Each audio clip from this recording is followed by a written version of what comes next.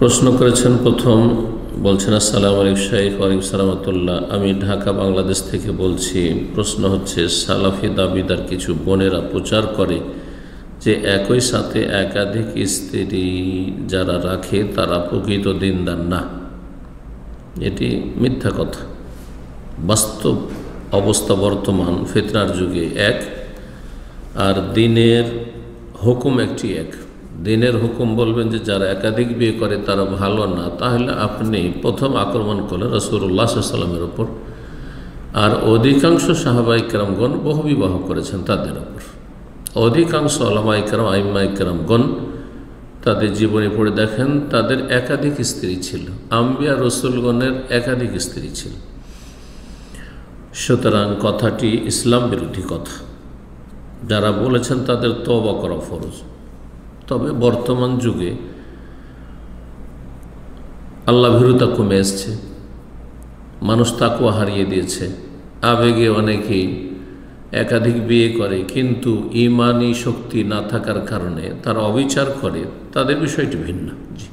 তাদের ক্ষেত্রে বলতে পারেন যে আজকালকার জামানার অধিকাংশ লোক, যারা আজকালকার জামানায় যদি বলেন তো ঠিক আছে, একাধিক বিয়ে যারা করে তাদের অধিকাংশই অবিচার করে ফেলে। তারা যুক্তি দেয় রাসূলুল্লাহ সাল্লাল্লাহু আলাইহি ওয়াসাল্লাম ওহীর কারণে বিবাহ করেছেন। শুধু রাসূলুল্লাহ সাল্লাল্লাহু আলাইহি ওয়াসাল্লাম না, প্রায় সব সাহাবায়ে কেরাম একাধিক বিয়ে করেছেন। খুব কম সাহাবী পাবেন যার একটি স্ত্রী ছিল।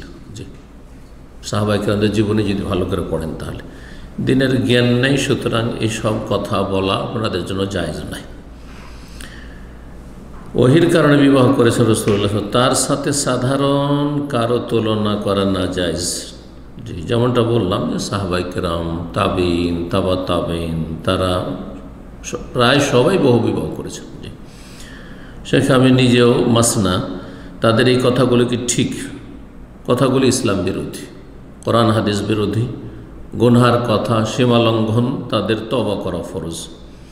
নাকি তারা বিভ্রান্তি প্রচার করছে? হ্যাঁ, তারা বিভ্রান্তি প্রচার করছে। আল্লাহ রাব্বুল সূরা নিসা আয়াত 3 ইরশাদ করেছেন, ফানকিহু মা তাবা লাকুম মিনান নিসাই মাসনা ওয়া সুলাসা ওয়া রুবা।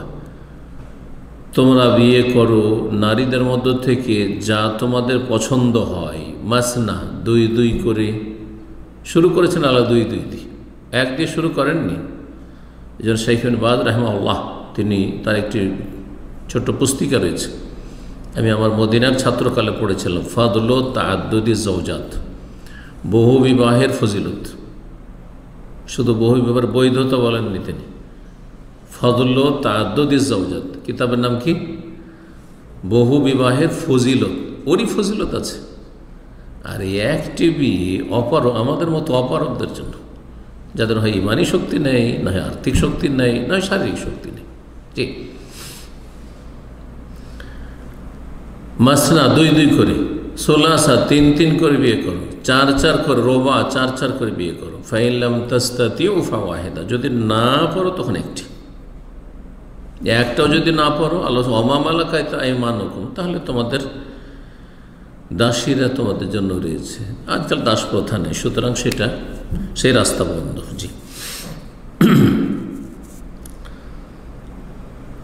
আল্লাহ রাব্বুল আলামিন এসব জাহেল মূর্খ মুফতিদের, নর নারীর মাঝে আজকাল জাহেল মুফতির ছড়াছড়ি, তাদেরকে আল্লাহ হেদায়েত দান করুন।